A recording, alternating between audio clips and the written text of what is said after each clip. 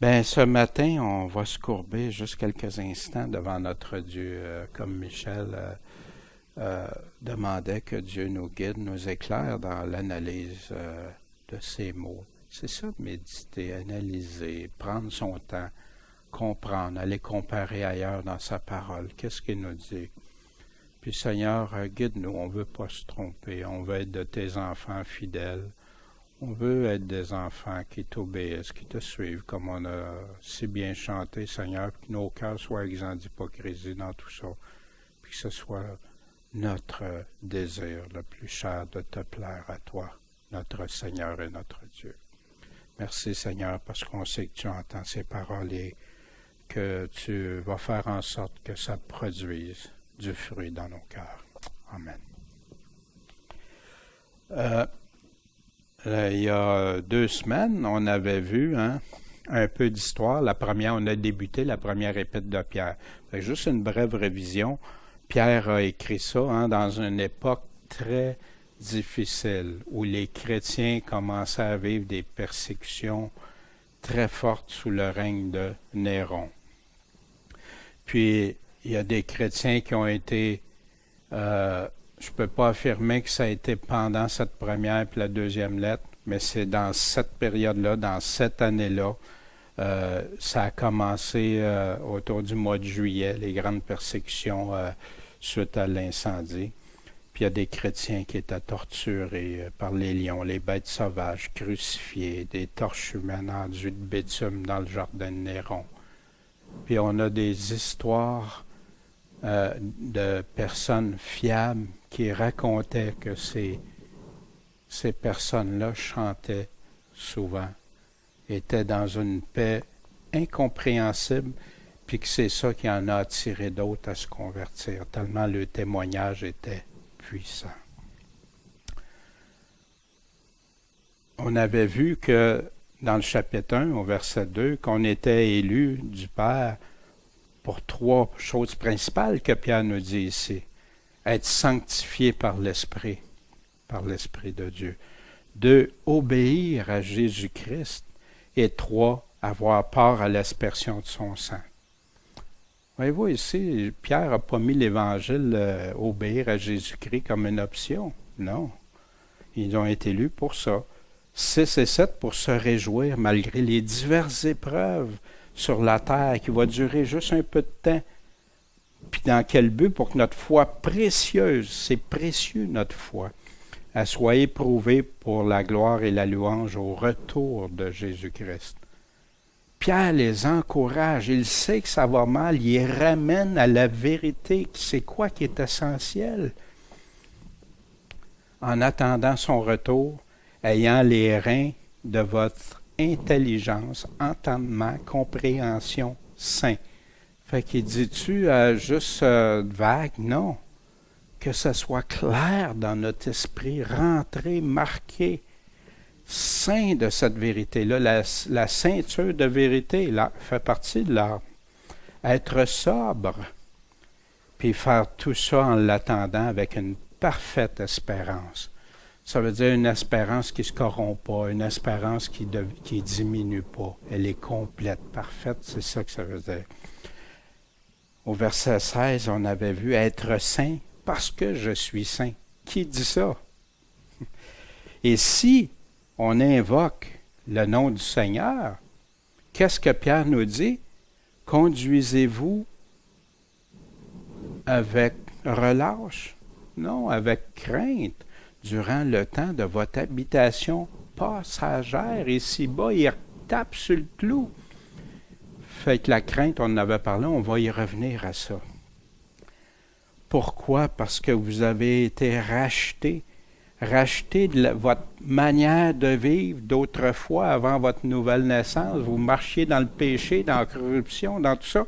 Vous avez été rachetés de tout ça pour sortir de tout ça. Blanchi par un sang précieux, ayant purifié vos âmes en quoi? Obéissant à quoi? À la vérité. On va voir la vérité. Pierre commence par ça, puis il va continuer. Par l'Esprit, pour un amour fraternel, sans hypocrisie. Aimez-vous avec constance, persévérance, les uns les autres comment? D'un cœur pur. On dirait pas de crotte sur le cœur, hein? Excusez le mot, là, mais c'est ça. Étant régénéré, pas par du corruptible, mais par une semence incorruptible. C'est quoi cette semence-là? La parole de Dieu, qui vit, elle est vivante et qui demeure pour toujours. Le ciel et la terre passeront, mais jamais mes paroles. La vérité à laquelle vous avez obéi, c'est de ça qu'il parlait, à sa parole. On va voir la suite maintenant dans le chapitre 2. Donc, le donc est très important. Des fois, il est placé ayant donc, mais ça veut dire la même chose, mais le donc, moi j'aime ça, le placer donc. Par rapport à le donc, ce qu'on parle, donc, à cause de ça, voici maintenant les faits.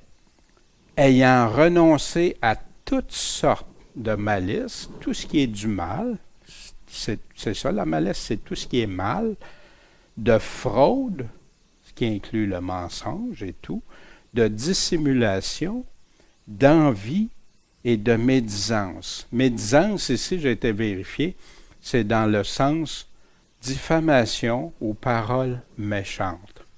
Parce que parfois, il y en a qui vont dire médire de quelqu'un, c'est de dire il y a quelque chose qui n'est pas correct, puis c'est fait, ah, tu médis ton frère. Non, non. La parole, Paul, sans ça, il médirait souvent, Pierre aussi, parce que si on lit Jude, Jacques, sans ça, ça serait toute la médisance. Quand il nomme même des personnes, puis il décrit ce qu'ils ont fait de faux, c'est pas ça, médisance. C'est de parler en mal de quelqu'un, des paroles méchantes, donc avec de l'aspect méchant, puis diffamer quelqu'un. C'est faux, puis on le diffame. Désirer avec ardeur, comme des enfants nouvellement nés. Pierre prend une image forte ici. Un enfant nouvellement né, le lait spirituel est pur, afin que vous croissiez par son moyen. Souvenez-vous, il est en train de parler de la parole vivante, que vous avez cru, obéi à la vérité, puis tout ça. Il continue. Là, qu'est-ce que ça fait, un chrétien? Ça désire un peu la parole. Ça désire avec ardeur. Qu'est-ce que ça veut dire, désirer avec ardeur? Un bébé que tu lui donnes pas son lait, là, et désires-tu son lait avec ardeur? Oui, on a faim, nous autres. On est adultes encore. Quand on a faim, là, puis là, vraiment faim. Vous savez, il y a des fois que là, la faim nous prend, là, puis on devient même impatient, on devient désiré avec ardeur, comme des enfants nouvellement nés, comme des bébés. Le lait spirituel est pur. Pourquoi qu'il rajoute le mot pur? Parce qu'il y a du lait qui n'est pas pur. Il y a du lait contaminé. Il y a du lait avec du mensonge pour le chrétien, puis c'est de ça qu'il nous met en garde aussi. On va le revoir au travers de l'Épître. Pour que vous croissiez par quel moyen? Par son moyen. C'est de quel moyen qu'il parle? Le moyen, c'est le lait pur et spirituel. La nourriture spirituelle, vous vous souvenez Jésus, quand il a été 40 jours dans le désert, puis Jésus a répondu à Satan, il est écrit, l'homme ne vivra pas seulement de pain, mais de quelques-unes des paroles de Dieu. De toute parole de Dieu. C'est triste quand on voit des gens passer par-dessus des paroles que Jésus nous a données. Pourquoi? Parce que toute chair, c'est comme l'herbe, et toute la gloire de l'homme comme la fleur de l'herbe. L'herbe sèche, puis sa fleur tombe. C'est passager, même si c'est magnifique, c'est beau. Mais il revient. Je ne sais pas si vous voyez Pierre, il fait comme Paul. Il répète, il revient. Il veut que ça soit tellement clair, sans confusion. Malheureusement, On a des chrétiens modernes qui croient que la parole, c'est plein de confusion. Ça, c'est dans le chapitre 1. Pierre 1, on est juste dans la révision. Après-midi, quand je vais avoir fini la révision du chapitre 1, on va commencer. Mais la parole demeure combien de temps? Éternellement. Ça veut dire quoi éternellement? Il y en a qui croient que la parole, ça ne sera plus dans le ciel. Il y en a qui ont de la difficulté à vivre avec les paroles du Seigneur maintenant. Des gens qui se disent chrétiens, ils ont de la difficulté à accepter ces paroles, ou c'est trop, entendre trop de paroles, c'est dérangeant pour eux. Pourtant, ils vont être confrontés à cette parole-là pour l'éternité. C'est cette parole dont la bonne nouvelle vous a été annoncée. Fait que la bonne nouvelle, elle vient d'où? C'est la parole de Dieu. Puisque vous avez goûté que le Seigneur est bon. Dans Hébreux 6.4, l'apôtre nous parlait, car ceux qui ont été une fois illuminés, qui ont goûté le don céleste, qui sont devenus participants du Saint-Esprit et qui ont goûté quoi? La bonne parole de Dieu encore et les puissances du siècle à venir. Puis c'est là qu'ils parlent qu'ils ne peuvent pas être ramenés à la repentance. Ils ont déjà goûté, ils ont déjà eu ça. Ils ont été participants du Saint-Esprit. C'est fort, hein? En vous approchant de lui, qui êtes la pierre vivante, rejetée des hommes, mais choisie de Dieu et précieuse. Vous aussi, comme des pierres vivantes, vous êtes édifiés pour être quoi? Une maison spirituelle. En passant, Pierre répète encore, avec des phrases différentes, qu'est-ce qui a commencé dans son chapitre 1. Vous aussi, comme étant des pierres vivantes. Pas morts, là, c'est vivant. Vous êtes édifiés pour être une maison spirituelle, une sacrificature sainte, mise à part. Dans quel but? Afin d'offrir des sacrifices spirituels agréables à Dieu par Jésus-Christ. Mais quels sont ces sacrifices-là? Les sacrificateurs, qu'est-ce que ça fait? On en a parlé mercredi, hein? Ça sacrifie, ça fait des offrandes. C'est ça, à partir de Lévitique, aller jusqu'à la fin. 1 Corinthiens 6.19, l'apôtre Paul disait, ne savez-vous pas que votre corps est le temple du Saint-Esprit, qui est en vous et qui vous a été donné de Dieu, et que vous n'êtes pas à vous-même? On n'est pas à nous-mêmes. On ne s'appartient plus quand on s'est consacré au Seigneur. Seigneur, prends ma vie. Dans Romains 12, je vous exhorte donc, frères, par les compassions de Dieu, parce que lui est compatissant envers nous, sans ça on ne pourrait jamais le faire. Mais à faire quoi comme sacrificateur?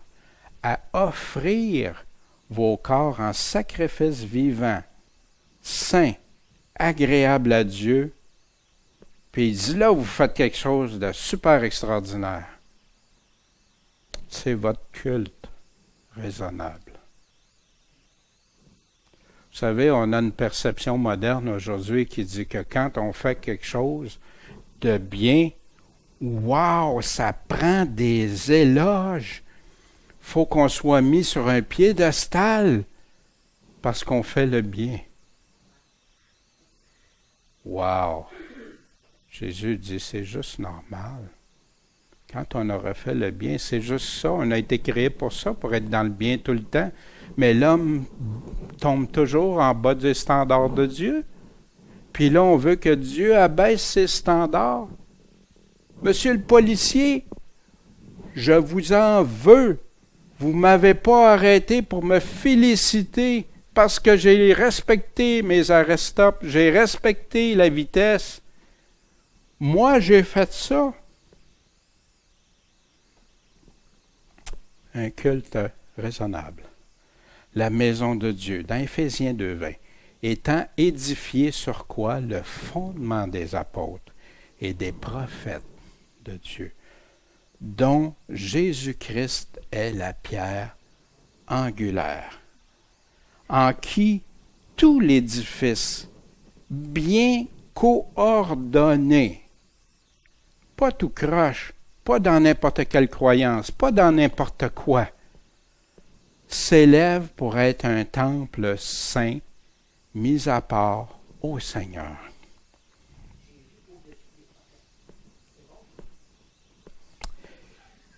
En qui aussi vous êtes édifiés ensemble pour être quoi? La maison de Dieu par l'Esprit. Pierre, Paul s'entendent parfaitement. Ils disent les choses d'une manière différente parfois, mais ils s'entendent parfaitement. Pourquoi? Parce que c'est la même source. Les mêmes paroles que Jésus, les mêmes paroles Paul, les mêmes paroles Pierre, Jude, Jacques, vont toutes répéter les mêmes choses. Ils s'abreuvent à la même source, la pierre angulaire. L'Église, doit être appuyée sur le fondement des apôtres. Le fondement des apôtres doit être appuyé sur Jésus. Les apôtres et les prophètes, aussi tous les prophètes de l'Ancien Testament parlaient de Jésus qui s'en venait et tout ça. Malheureusement, ce qui se produit pour certains, l'Église devient la base. Jésus, les apôtres, on renverse les fondements. L'Église devient sur laquelle que tout peut basculer selon. Des sacrifices spirituels, Hébreux chapitre 3, verset 6. Mais Christ, comme Fils, est établi sur sa maison. Nous sommes sa maison, pourvu que nous conservions jusqu'à la fin la ferme confiance et l'espérance dont nous nous glorifions. Offrons donc sans cesse à Dieu par Jésus quel genre de sacrifice? Un sacrifice de louange, c'est-à-dire le fruit des lèvres qui confesse son nom, qui avoue son nom en toutes circonstances, que tu n'as pas honte, que oui, tu vas être prête comme nos frères, nos sœurs font dans des pays, ça leur coûte même la vie pour eux. Ils perdent tout parce qu'ils confessent le nom de Jésus-Christ. Un autre aussi, façon de faire un sacrifice spirituel, n'oubliez pas la bienfaisance et la générosité, la libéralité, parce que Dieu prend plaisir à de tels sacrifices. Ça fait partie. Des fois, il y en a qui distinguent tout ça, mais c'est tout un ensemble, ça. Verset 6, c'est pourquoi il est dit, ou encore, si vous regardez, ils prennent toujours leur source dans l'Écriture, à part quelques exceptions, comme Paul un moment donné, quand il a pris le proverbe de Crétois, puis il a pris ça parce qu'il était là pour leur parler d'une façon en Crète, ça avait rapport à eux autres. Pourquoi il est écrit dans les Écritures? Voici, je pose en Sion une pierre angulaire, choisie, précieuse, et qui croira en elle ne sera pas confus. C'est étrange qu'il y ait tellement de confusion aujourd'hui. Qui croit en elle? Vous en recevrez donc de l'honneur. Qui? Vous qui croyez. Mais pour les incrédules, ceux qui ne croient pas, on va voir, il nous définit c'est qui ne croit pas. La pierre que ceux qui bâtissaient ont rejetée est devenue une pierre angulaire, une pierre d'achoppement, une pierre d'abandon ou une pierre d'apostasie même, et un rocher de scandale, une occasion de chute pour eux. Comment? En désobéissant à la parole, ils se heurtent contre elle, cette parole-là. Et c'est à cela qu'ils ont été destinés. Mais Dieu est toujours prêt. Si quelqu'un se repent, s'aperçoit, puis il veut se repentir, Sans ça, on n'aurait pas évangélisé du tout. Hébreux 14, croire versus désobéir. Efforçons-nous donc d'entrer dans ce repos, de peur que quelqu'un ne tombe dans une semblable rébellion. Ils ont mis la parole de Dieu en doute. Croire dans le Strong 4000, numéro 4100, ça dit aussi c'est un engagement de confiance, de respect de celui qui parle. Désobéir, le numéro 544, qui est utilisé quand il parle de désobéissance, qu'on vient de voir, ceux qui désobéissent à la parole, ne pas croire, incrédule, rebelle, désobéir, ne pas obéir. C'est ça la signification de ne pas croire, incrédule. Pas vouloir être persuadé, refuser de croire, refuser d'obéir, être rebelle, c'est tout ensemble. Fait que quand tu ne crois pas, tu es rebelle. Peux-tu dire je crois puis je suis pas rebelle, mais je fais pas ce que l'Il me dit? Je crois pas. Verset 9. Mais vous êtes la race élue, la sacrificature royale, la nation sainte, le peuple acquis. Pourquoi? Pour annoncer les vertus de celui qui vous a appelé des ténèbres à sa merveilleuse lumière. Wow! Wow! On est tout ça parce qu'il nous a appelés pour annoncer ça à d'autres, soit par notre façon de vivre, soit par notre langage, nos paroles, nos approches. Dieu a fait, il nous parle au sacrificateur, Dieu a fait des promesses au sacrificateur, je vais en prendre juste quelques-unes. Apocalypse 5, 10. Et tu as fait de nous des rois et des sacrificateurs à notre Dieu. Et nous régnerons sur la terre. Jésus fait ça, ces promesses-là, à ceux qui le suivent, ceux qui croient en lui. Il dit aussi ceux qui ont persévéré, ceux qui ont été vainqueurs. Heureux et saint celui qui a part à quoi? À la première résurrection. Puis on sait quand on va lire ces chapitres-là, qui ont part à cette première résurrection-là. Même ceux qui ont refusé de prendre la marque de la bête, puis qui ont été même tués à cause de ça, font partie de la première résurrection.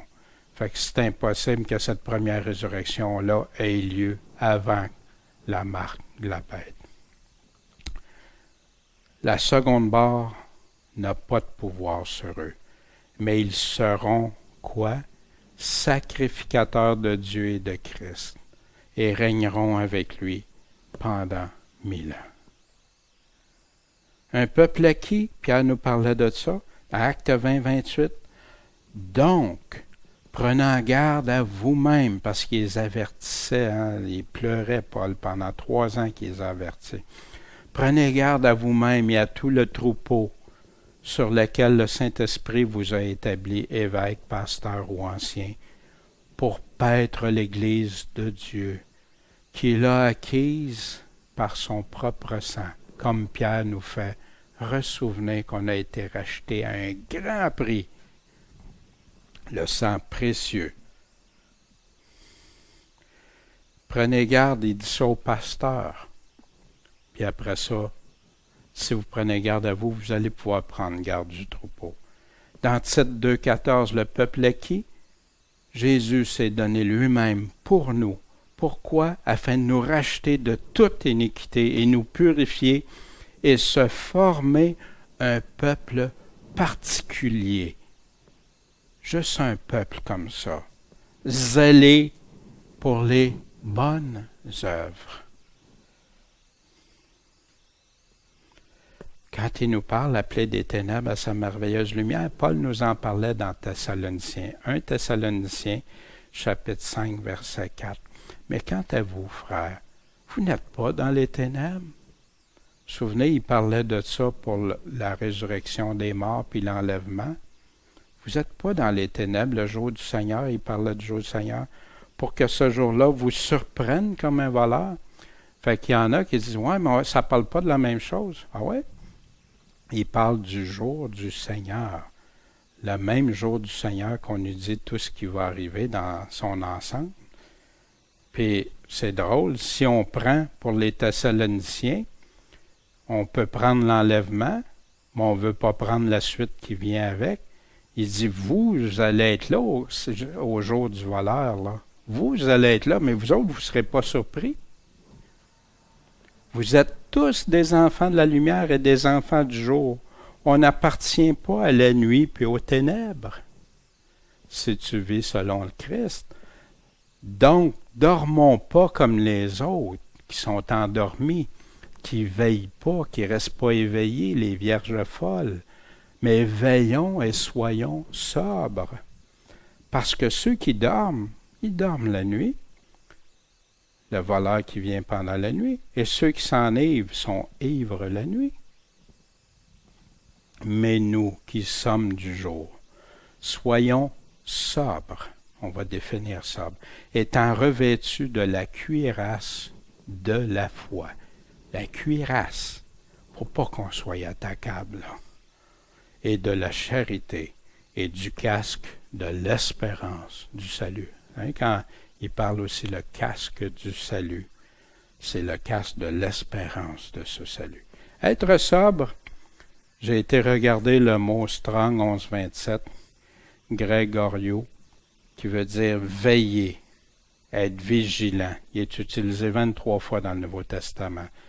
Rester éveillé. Porter une attention stricte, active, faire attention à l'indolence envers les soudaines calamités destructrices qui peuvent survenir soudainement. Veiller. Ça va-tu avec un voleur, ça?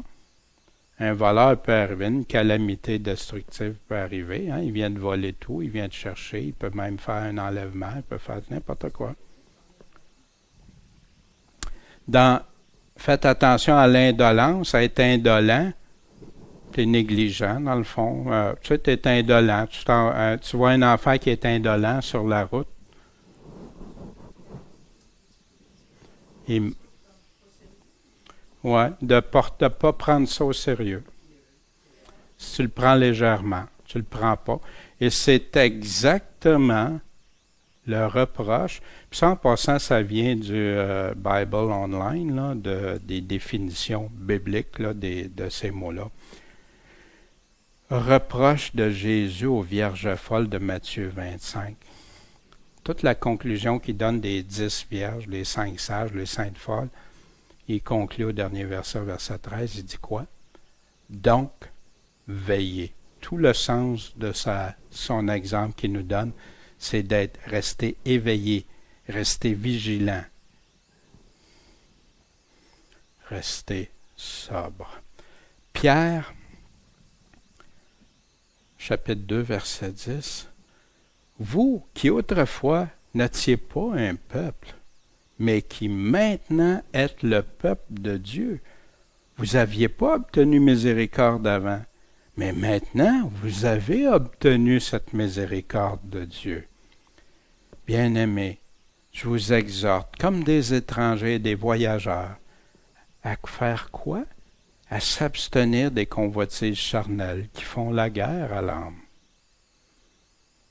Ayant une conduite honnête parmi les gentils, afin qu'au lieu qu'ils médisent de vous, disent des méchantes paroles, des mauvaises choses, comme si vous étiez justement des personnes qui font le mal, des malfaiteurs, et glorifie Dieu quand?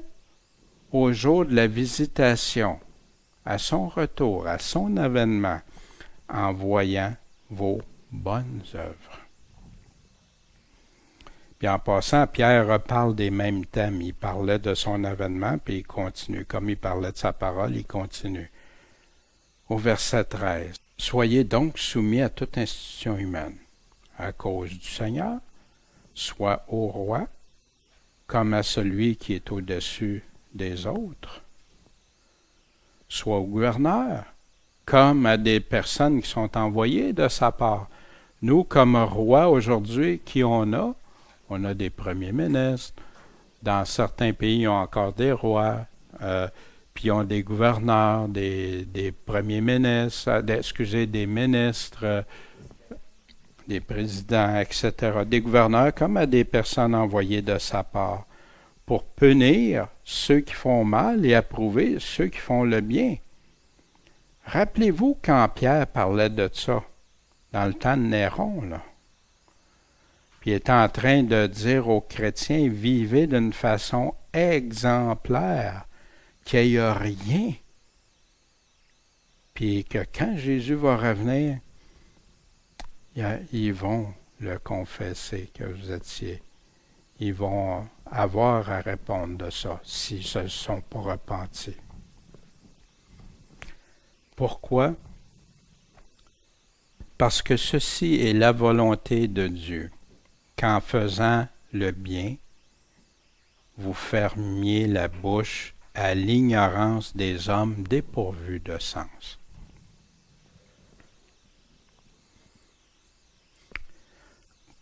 Comme étant libre, oh la liberté, qu'on aime ce mot-là, la liberté, mais non comme vous servez de la liberté comme d'un voile pour la malice, parce que je suis libre, je peux faire comme je veux, je peux faire le mal, regarde, je suis libre, mais comme des serviteurs de Dieu.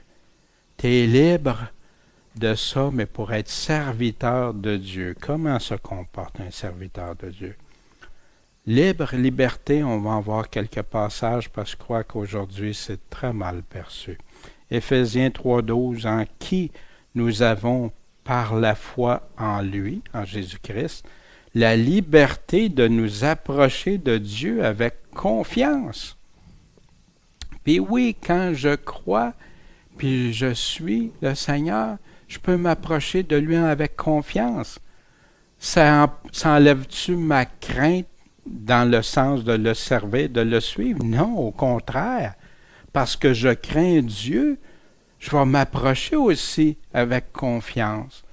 Parce que j'applique ce qu'il me dit. Je suis en pleine confiance. C'est quand est-ce que je suis tourmenté?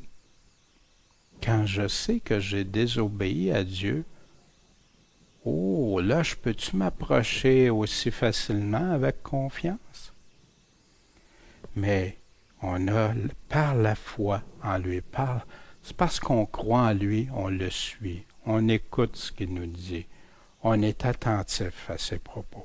2 Pierre 2,19, qu'on va voir plus tard, il y en a qui leur promettent la liberté quand ils sont eux-mêmes esclaves de quoi? La corruption. Fait que voyez-vous, leur liberté, c'est-tu la corruption? C'est le contraire. Quand tu es corrompu, tu n'es pas en liberté, tu es esclave du péché. La liberté nous libère de ça, de vivre dans le péché. Ils promettent la liberté quand ils sont eux-mêmes esclaves de la corruption, parce que chacun est esclave de ce qui a triomphé de lui. Puis ça, aujourd'hui, vous entendez plein de messages à l'eau de rose, là. Ben, regarde, Jésus t'aime, t'as plus de condamnation, t'as rien, la personne ne s'est jamais repentie, la personne n'a jamais transformé sa vie, va croire à des paroles ici et là, puis c'est ça. Puis ça continue à vivre dans le péché. C'est pas ce que l'Évangile nous dit. 1 Pierre 2,17. Ça, c'est brillant. En tout cas, c'est... Qu'est-ce que Pierre dit? Puis vous allez voir. Rendez honneur à tous. Aimez tous les frères. Craignez Dieu. Puis honorez le roi. Qu'est-ce que je trouve de si spécial dans ça? Rends honneur à tout le monde. C'est ça que Dieu veut qu'on fasse, qu'on rende honneur à tous ceux qui sont dans le poste, qu'on soit d'accord, qu'on ne soit pas d'accord, l'honneur leur revient. Ils ont un honneur pour ce poste-là, cette fonction-là, tout ça. Les personnes aussi, mes voisins, en passant, ils ont une fonction, c'est mes voisins, ou je suis leur voisin. Honneur à tous, aimez tous les frères, craignez Dieu, honorez le roi. Pierre avait commencé, obéissez au roi, faites les choses, mais c'est qui que tu dois craindre? Si ce roi-là te demande de faire quelque chose qui est abominable à Dieu, ou s'agenouiller, on a vu ça dans Daniel, hein, d'aller s'agenouiller devant une statue. Pourtant, la même chose était là, d'obéir au roi, puis tout ça. Non, si le roi t'emmène à quelque chose, la même chose pour des frères qui veulent te conduire à désobéir à Dieu. Non, tu l'aimes, mais tu vas-tu obéir à ça? Craignez Dieu. Puis après ça, honorez le roi.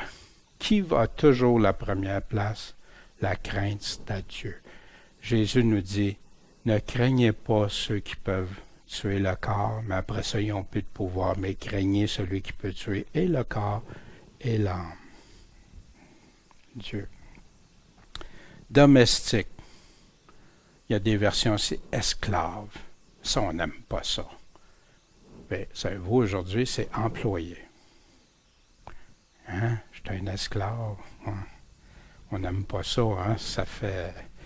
Mais employés, soyez soumis à vos maîtres en toute crainte, non seulement à ceux qui sont bons et indulgents, mais aussi à ceux qui sont difficiles. C'est facile quand tu as un bon boss, hein? Il te fait des cadeaux, il te félicite tout le temps, tu n'es jamais de travers, tout est beau. Mais ceux qui sont difficiles, ceux qui sont même pas gentils avec toi. Pourquoi qu'il nous dit ça? Parce que c'est une chose agréable à Dieu que quelqu'un, par un motif de conscience, endure quoi? Des afflictions ou tribulations en souffrant injustement.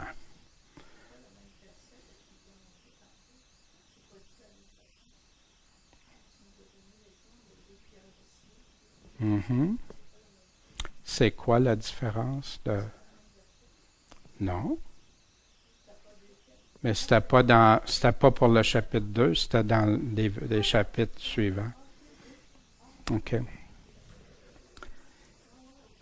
Donc, non, tantôt, il y a eu un Pierre avec le verset 19, mais c'est des chapitres qu'on va voir. C'est dans 2 Pierre. Parce que c'est une chose agréable. Il dit, quand il dit ici, soyez soumis à vos maîtres en toute crainte, ben là, tu viens de dire que c'est Dieu qu'on doit craindre. Regardez comment c'est simple quand on s'y attache, on regarde attentivement. Fait que là, on dirait qu'il se contredirait peut-être, honorer, puis là, c'est crainte. Non. Il dit, employés, soyez soumis à vos patrons en toute crainte. Non seulement à ceux qui sont bons et indulgents, mais aussi ceux qui sont difficiles. Parce que c'est une chose agréable à Dieu que quelqu'un, par un motif de conscience, endure les afflictions en souffrant injustement. Fait que c'est-tu parce que son boss lui demande de voler, de mentir, de tricher? Non, non. Parce que tu endures des afflictions en souffrant injustement. Pas parce que tu fais le mal, parce que ton boss agit mal envers toi. Parce que lui, il n'est pas correct en agissant avec toi. Mais si tu l'endures, ça, par motif de conscience pour Dieu, pour être agréable à Dieu. Oui. Puis je vous le dis, c'est pas facile à faire. J'ai eu à le faire. Je vous le dis. C'est rough, mais c'est bénissant au bout du compte. Bénissant.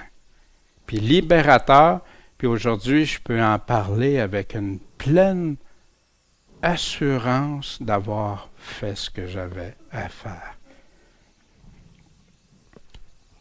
Quelle gloire, en effet, vous reviendrait-il si vous supportiez patiemment d'être battu pour avoir fait du mal?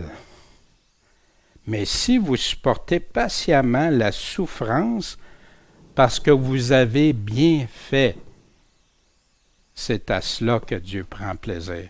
Fait qu'il y en a qui prenaient ça, mais si mon boss me dit de voler, j'ai pas le choix, il faut que je vole. Moi, si mon boss me dit de faire quelque chose qui n'est pas correct, j'ai pas le choix. Regarde, la Bible me dit de me soumettre.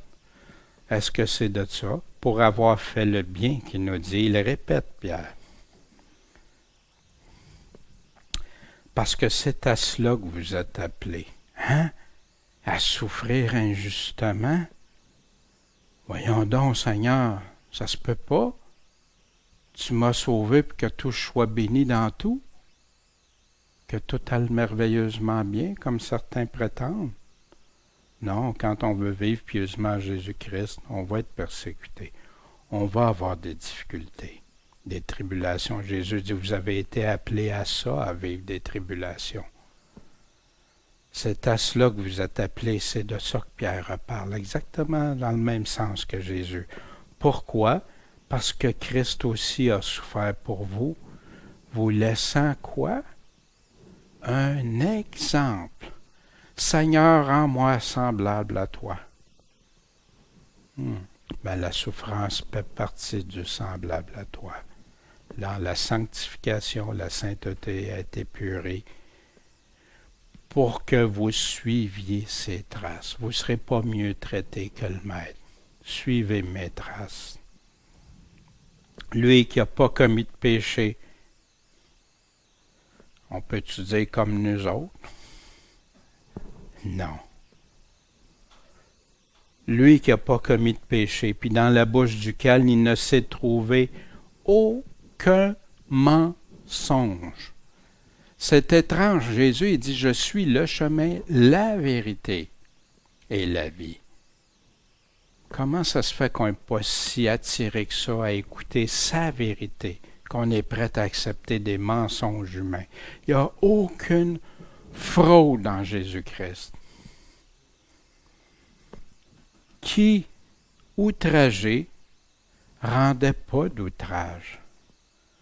Maltraité, faisait pas de menaces, mais s'en remettait à qui? Jésus, le Fils de Dieu, il s'en remettait à qui? À celui qui juge justement. Il s'en remettait à son Père. Père, toi tu vois ça. Dieu dit à moi la rétribution. Lui qui a porté nos péchés, lui qui est sans péché, il a porté nos péchés dans son corps sur le bois, afin qu'étant mort au péché,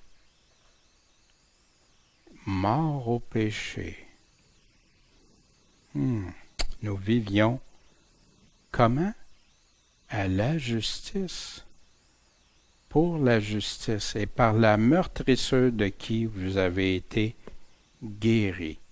Comment ça se fait qu'il y a tant de chrétiens malades spirituellement, si on a été guéris? Il y a une raison à ça.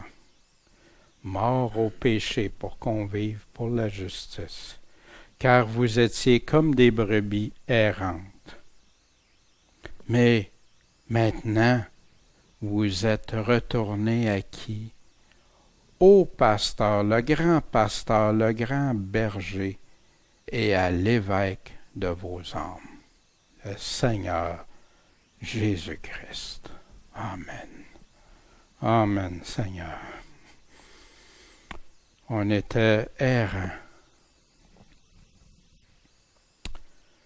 Pierre nous dit qu'on est des étrangers, des voyageurs, des pèlerins. Pierre décrit comment, en étant que de passage temporairement ici, sur la terre, on doit se conduire pendant ce peu de temps en attendant le Seigneur. Comment? En vivant d'une façon exemplaire, mort au péché, vivre selon Christ en l'attendant, cette espérance-là. Puis il parle à des personnes qui sont en train de vivre des souffrances, des persécutions énormes. S'abstenir des convoitises charnelles. Puis en tant que citoyen, employé, puis on va voir plus tard, chapitre 3, en tant que marié, homme et femme, que pour Dieu, pour que Dieu soit glorifié à l'avènement, à son avènement. Pèlerin, étranger, voyageur. Je ne sais pas qu'est-ce que ça vous dit. La forte tendance du chrétien d'aujourd'hui, c'est de vivre comme quelqu'un qui est établi, enraciné dans cette vie-ci, plutôt qu'un pèlerin. John Bunyan a fait le voyage du pèlerin. Quelque chose d'extraordinaire. Une illustration, un récit qui fait voir toutes les facettes d'un chrétien, puis des pièges qu'il y a sur ses routes. Le chrétien, comment? Le chrétien moderne voit davantage comme un propriétaire que comme serviteur, ou quelqu'un à qui on a prêté. Davantage à sa vie terrestre et à ses possessions. Quand je parle de possessions, c'est tout. Je ne parle pas juste physiquement, matériellement, tout. Pierre a parlé de 3 thèmes vivants, du chapitre 1 aller jusqu'au chapitre 2 au verset 10. Premièrement, le premier aspect vivant, c'est l'espérance vivante, la résurrection. Et notre réaction, comment on vit en fonction de cette résurrection-là? Comment le chrétien, même s'il est à travers la persécution, les pires problèmes, va réagir? Comment réagir à cette espérance-là? Comment la garder dans son cœur, fortement? Deuxième énoncé de vivant, la parole vivante. Puis notre réaction à cette parole-là, elle fait quoi en nous? Puis la troisième chose vivante que Pierre parle, la pierre vivante. 3 choses vivantes. C'est tout le contraire de mort. Et un chrétien, c'est vivant pour lui. Cette espérance-là, que je sais que si tantôt en sortant, c'est fini sur la terre, j'ai cette espérance-là assurée en Jésus-Christ. Que sa parole est vivante dans ma vie, qu'elle me parle, que ce n'est pas de la confusion du chinois. Oui, il y a des passages difficiles parfois, mais souvent ils sont difficiles, pleins de confusion, parce qu'on écoute plein de choses au lieu d'aller écouter Jésus. Qu'est-ce que tu dis? Le fondement des apôtres, qu'est-ce que l'apôtre dit? Vraiment. Puis cette pierre vivante, une pierre qui va faire que quelqu'un va bâtir sur lui ou que ça va devenir une pierre qui va trébucher dedans. Puis c'est vivant, ça. Vous vous souvenez dans Daniel aussi, quand il dit, dans le rêve de Daniel, que du roi Nebuchadnezzar, qui avait vu un rêve d'une grande statue. Puis qu'est-ce qui est venu renverser tout ça? Une pierre vivante.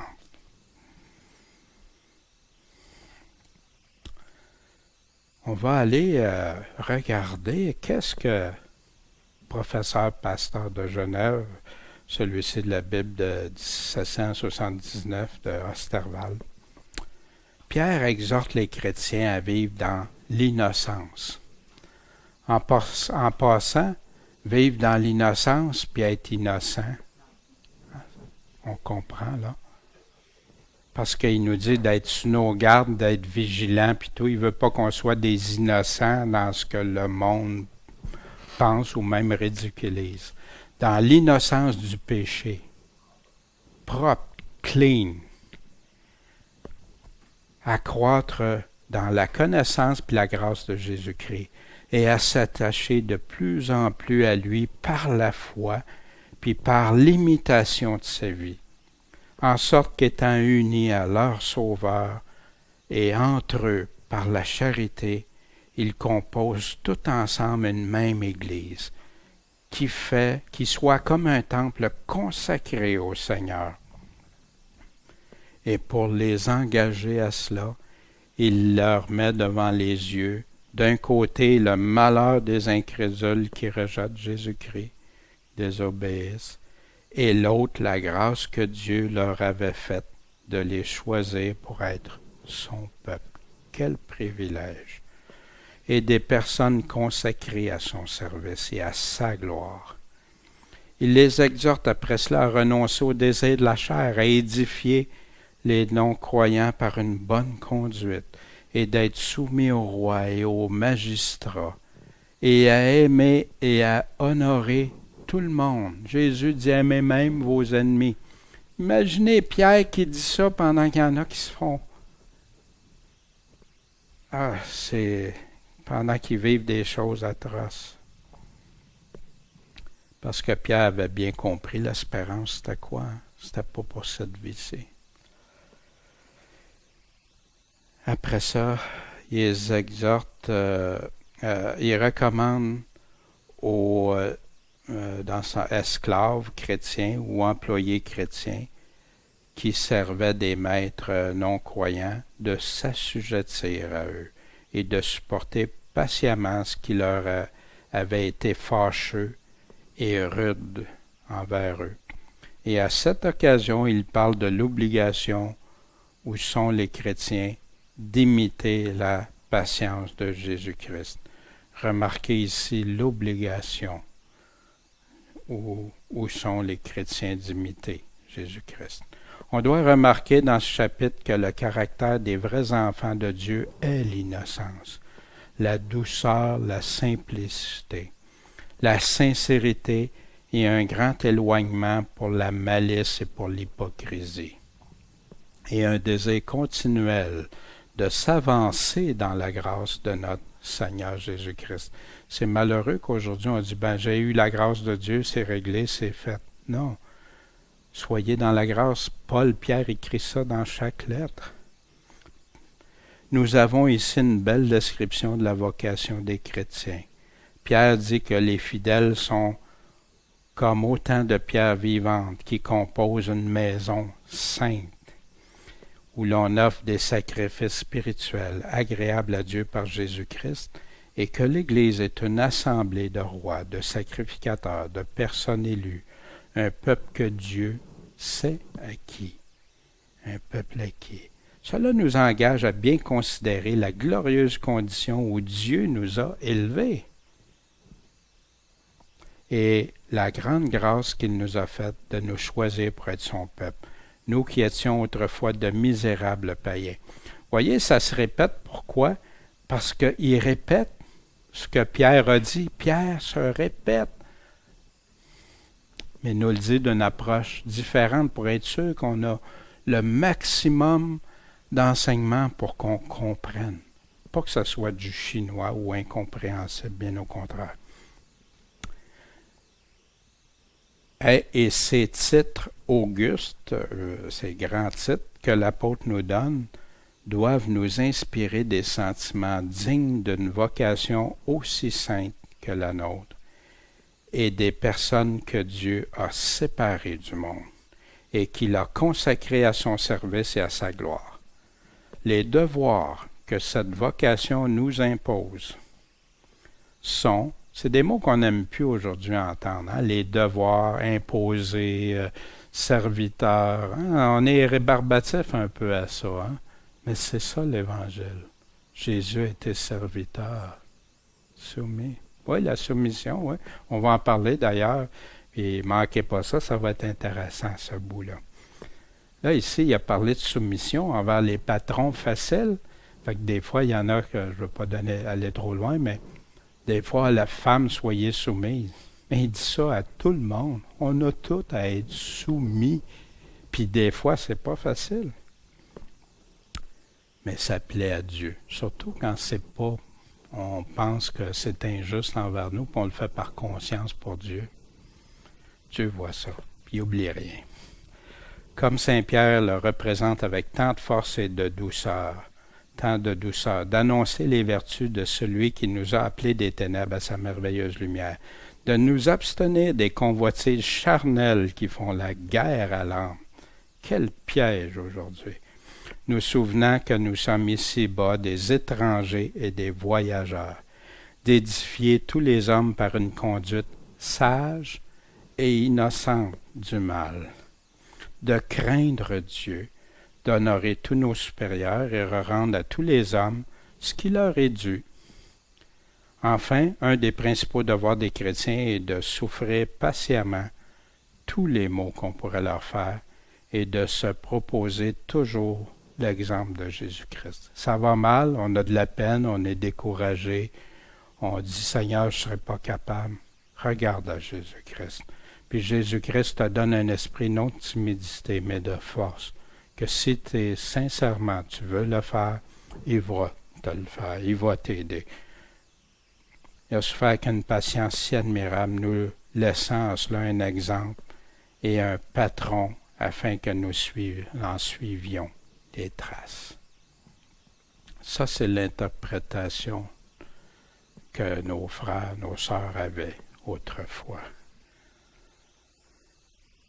Quelques réflexions de recueillement pour nous aujourd'hui. Qu'est-ce que je dois désirer comme un nouveau-né?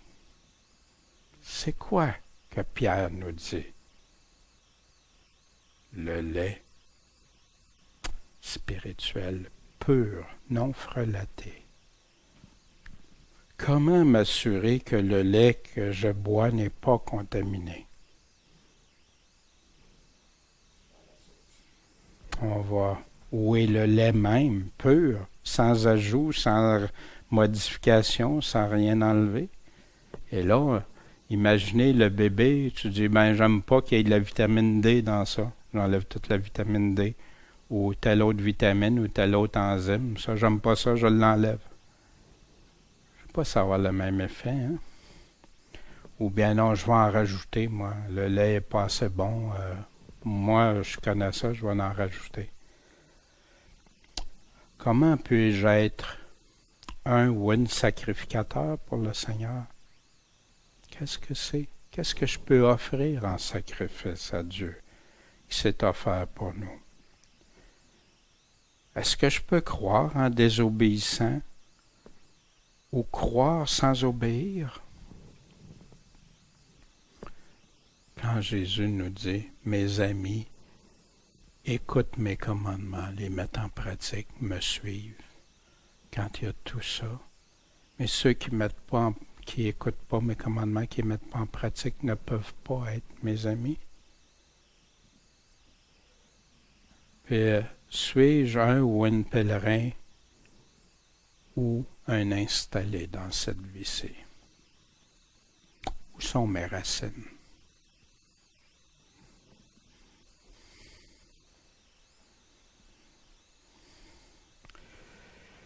C'est ce matin ce qui conclut le deuxième chapitre de Pierre. C'est un chapitre, encore, moi, la lettre de Pierre est merveilleuse. Je la lis, je la relis, je redécouvre toujours. La parole, le lait spirituel est tellement nourrissant quand on y porte attention, quand on le boit graduellement, quand on s'inspire de ça, puis qui est non frelaté, pur. Et j'espère que c'est une bénédiction pour vous aussi, de la même façon que ça l'est pour moi. Seigneur Tout-Puissant, ta parole est simple, elle est claire. Elle nous exhorte à t'aimer, à te suivre, à s'offrir en sacrifice pour toi, Seigneur. Puis un sacrifice, le mot le dit, ça nous coûte quelque chose. Seigneur, tu as été notre exemple. Puis c'est sûr que des fois on a des craintes, on aimerait mieux pas passer par là. Mais il y a une chose qui est sûre, c'est que toi tu vois tout ça. Puis un jour c'est toi qui vas récompenser de toutes ces choses. Tu sais, à chaque fois que par motif de conscience on s'en est tenu à toi, même à se faire ridiculiser, à se faire rejeter, à se faire traiter même des pires noms, même par des croyants, juste parce qu'on t'aime, on veut te suivre. On te prie pour ces personnes-là, que tu les aides, Seigneur, à ôter le voile, pas pour nous autres, pas pour que ça nous fasse du bien à nous autres personnellement, mais pour qu'ils en viennent à avoir du bien en toi, Seigneur. Puis pour nous, c'est déjà tout pardonné, ça, Seigneur, parce que on a compris que le sans pardon, ça serait inutile. Pardonne-nous comme on pardonne aux autres. Seigneur, nous aussi, on a offensé des gens. Parfois, on a eu des attitudes, des comportements ou des réflexions, même des fois qui pouvaient arriver en contradiction avec toi.